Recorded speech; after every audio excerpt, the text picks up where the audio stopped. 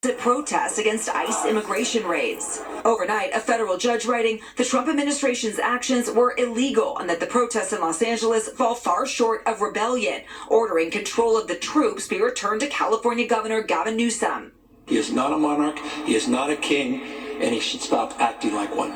But then, a win for the Trump administration when an appeals court paused the ruling for now. The president praising the decision, writing, "Without the deployment, the city would be burning. We saved LA." Meanwhile, protests here now stretching for a week with a nighttime curfew still in place in downtown. Marines have just been spotted at the other federal building. What is your take? There's no reason for them to be here. The Marines being out here is laughable. The fact that they're out here for this, it's again been very peaceful on our end.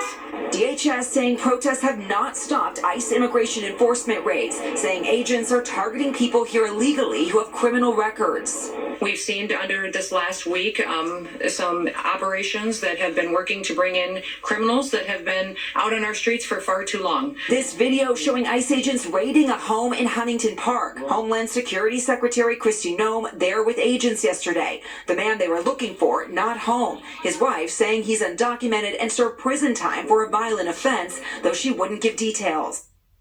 I said, naked, I'm getting changed. I feel humiliated. I'm pregnant. I'm scared. I'm shaking. Meanwhile, in New Jersey, a manhunt tonight for 4 detainees who escaped from an immigrant detention center in Newark.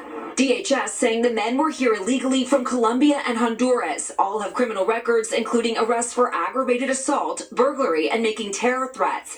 Local officials say the men broke through a dormitory wall in the facility. Liz Croyce joins us now live. Liz, talk to our viewers about what the Marines exactly are doing there in LA tonight.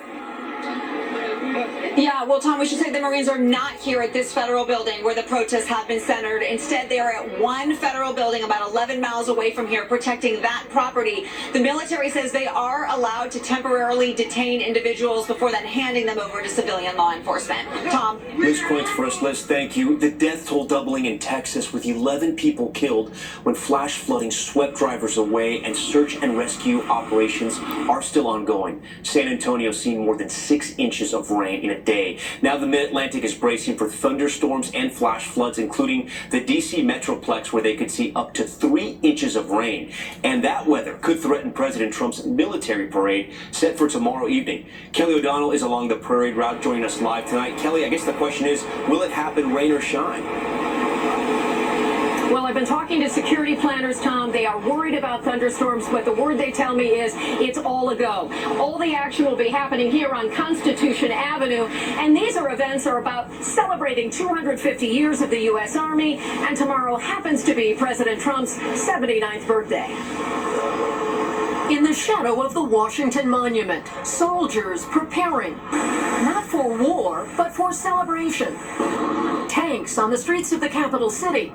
Helicopters outfitted for battle, but merely on display.